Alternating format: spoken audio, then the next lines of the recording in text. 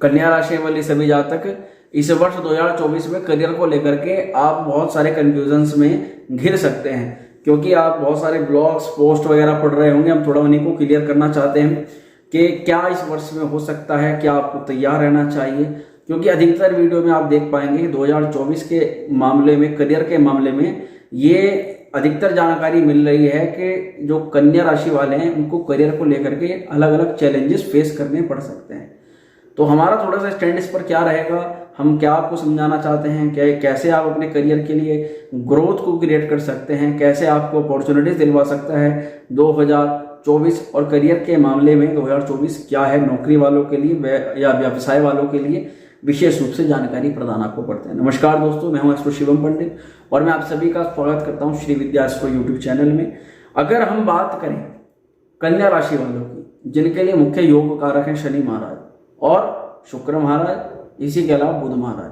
तो बुध महाराज तो बहुत जल्दी हर महीने राशि परिवर्तन करते हैं, परंतु इस वर्ष में शनि की स्थिति आपके छठे घर पर है और राहु की स्थिति है सप्तम भाव पर। अब बात करें कि करियर के लिए ये वर्ष कैसा रहेगा, तो चैलेंजेस इसीलिए ज़्यादा दिखाई दे रहे हैं कि जो सबसे पहले आपके सप्तम भाव के मालिक हैं, जो लोग व्यवसाय करते हैं, उनके मालिक बृहस्पति 8वें घर के अंदर है।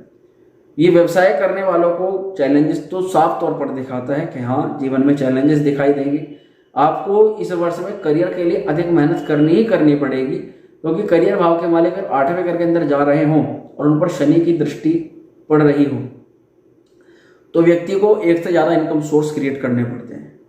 अगर आपको समय से पहले ये सलाह दी जा रही है कि करियर के लिए चैलेंजेस हैं, तो आप समय रहते, जब आपका समय अनुकूल हो, तब आप एक से ज़्यादा अपने व्यापारिक क्षेत्रों को शुरू कर सकते हैं।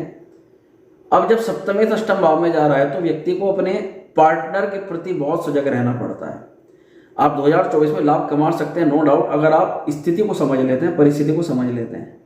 पार्टनर आपके जो साथ में काम कर रहा है उसकी गतिविधियां क्या है, वो आपके लिए प्रॉफिटेबल है या आपका लॉस करा रहा है, ये दोनों चीज़ें आपको बहुत ही सोच समझ करके इन पर एक्शन लेना होगा।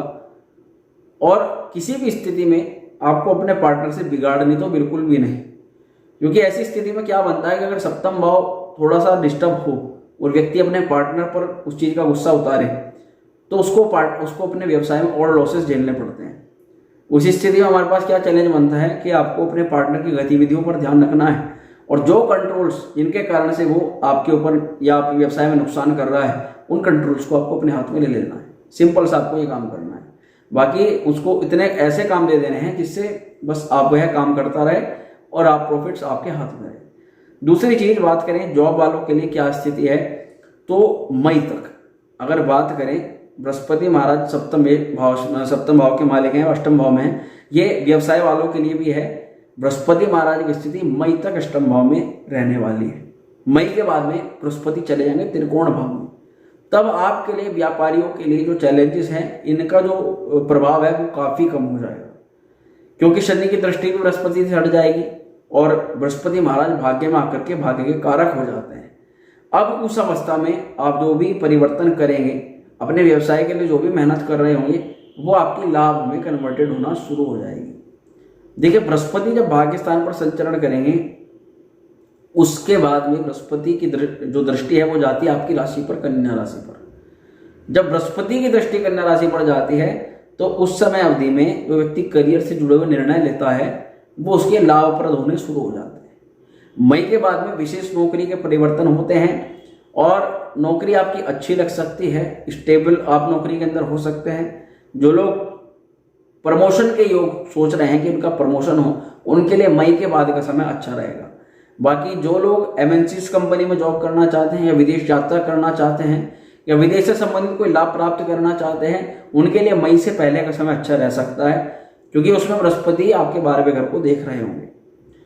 मई से पहले आप यात्राएं करें, आप लर्निंग्स को बढ़ाएं, आप स्किल्स को बढ़ाएं और अपने नेटवर्क को बढ़ाएं, वो आपके लिए करियर के लिए सबसे अच्छा रह सकता है। अब क्योंकि बुध महाराज हमारे 10वें भाव के मालिक हैं, तो ऐसे में जब हमारे भाग्य भाव में बृहस्पति आएंगे मई के बाद में, तो जो लोग लेखन से संबंधित कार्यों में हैं, जो कि व्यापारी हैं, जो कि वाणिज्य हैं, या जो भी जो है लिखने संबंधित काम करते हैं या पढ़ाई लिखाई के क्षेत्र में, या ज्योतिषी हैं या ऑडिटर हैं, या बोलने चालने का आपका मुख्य काम है, ऐसा काम है जो कि बोलने से मुख्य रिलेटेड है, या फिर आप बीच में अपने कमीशंस को रख करके काम को करते हैं, तो इन सभी के लिए जो है बहुत अच्छी अपॉर्चुनिटीज निकल सकती है। इसी के अलावा जो लोग आईटी सेक्टर में जाकर के संचार संबंधित या मीडिया में काम करते हैं, उन लोगों के लिए भी विशेष तरक्की मई के बाद में हो सकती है। यानी इस लाइन में यदि आप प्रयास करें तो आपको निश्चित तौर पर विशेष राजयोग की प्राप्ति हो सकती है और आपकी नौकरी के लगने के प्रबल योग बन जाते हैं। अब जैसे शनि हमारे षष्ठम भाव में है, तो जो लोग सरकारी नौकरी की तैयारी करना चाहते हैं उनको मैं कहना चाहता हूं कि छठे भाव में शनि अपनी ही मूल त्रिकोण राशि में, कुंभ राशि में, और आपके लिए योग कारक शनि आपके लिए षष्ठम भाव के लिए बुरा फल नहीं करेंगे। अब समय है आपका मेहनत करने का। छठे घर में कंपटीशन निकालने वाले जो लोग मेहनत कर रहे हैं उनको इस पूरे वर्ष 2024 में कंपटीशन निकालने के बहुत अच्छे अच्छे अवसर प्रदान करेंगे।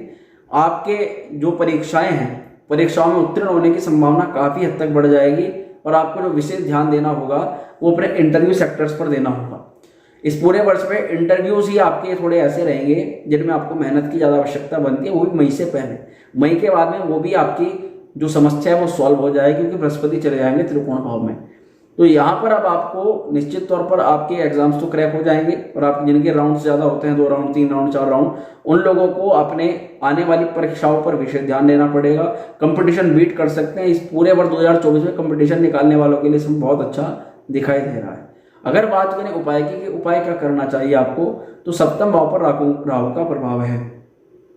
राहु की दृष्टि भी लाभ स्थान पर है, तो आपको अपने मित्रों से संबंध बिल्कुल खराब नहीं करना है।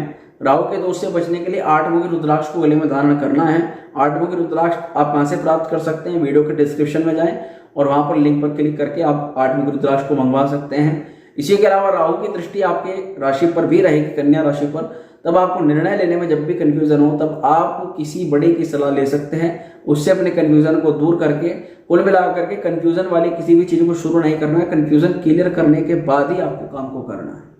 अगर आप इस समय अवधि में इन्वेस्टमेंट करते हैं, शेयर मार्केट में इन्वेस्ट करते हैं, तो मई के बाद से आपके इन्वेस्टमेंट थोड़े से अच्छे होने शुरू होंगे। मई से पहले आप केवल वेट करें, जो आपने पहले इन्वेस्ट किए हैं उनके आपको अच्छे परिणाम प्राप्त हो जाएं। तो मित्रों, यही था आज के राशिफल में। आज की जानकारी मैंने आपको देने का प्रयास किया कि करियर आपके लिए कैसा रखता है, बहुत आसान लैंग्वेज में आपको समझाने का प्रयास किया। वीडियो अगर आपको अच्छी लगी उसको लाइक शेयर करना बिल्कुल न भूलें। चैनल पर पहली बार आए तो सब्सक्राइब कर दें। मां श्री विद्या आपका कल्याण करे। ओम श्री विद्याय नमः।